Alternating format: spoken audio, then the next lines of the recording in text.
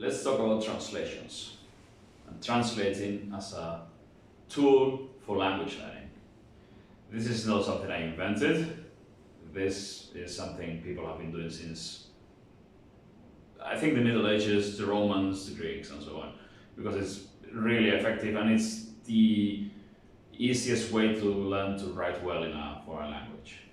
And it's very simple as well. So basically all you need is a bilingual text. And I'm giving you a lot of those in the courses. You get hundreds of bilingual texts there about different topics. Plus you can create your own bilingual text with the language islands, like I explained earlier. So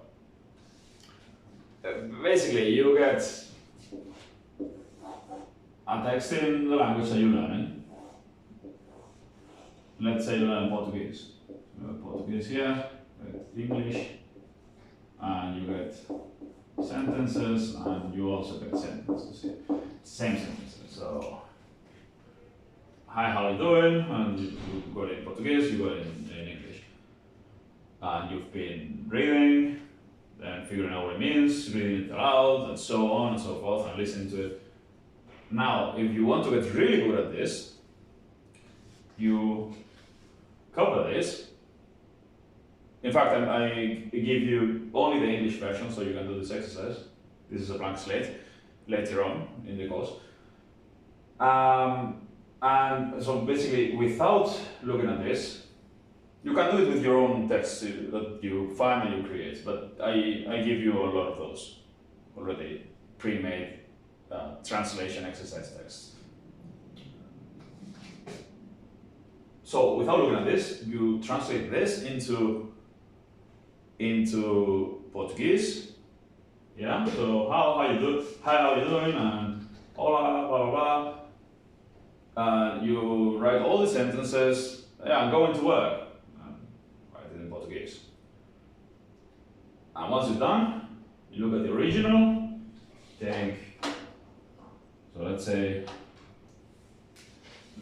you write the translation here. You write the translation here. So you look at the original, you look at the translation, and you fix all the mistakes. Use red. You fix all the mistakes you made. And you go on to the next text. It's a slow and tiring exercise, but I promise you, if you do this daily, you get really, really good at vocabulary. Because it allows you to see which words you know and which ones you don't know. Because this is not like having a conversation and that you can just mumble and no. If you don't know a word, you won't be able to write that word. So you have a blank there in the text. Or if you're making a lot of mistakes, grammar's wrong, or spelling's wrong, whatever, immediately notice it and you fix it yourself. And then you, maybe in a week or two, go back to the same text. But I recommend you doing different texts on a daily basis. Again, it's boring, it's tiring, it's long, it takes time.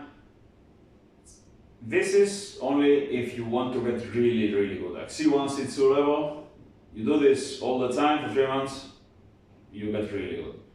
If you only want to speak, have conversations, understand, and even if you make mistakes, make yourself understood, this is not necessary. But if you want to get really high level, really important. Yeah? So basically this is all you need to do to get good at grammar and writing. You translate into the language and then you correct yourself and you keep trying. This is all you need to learn grammar, again. Thanks for watching.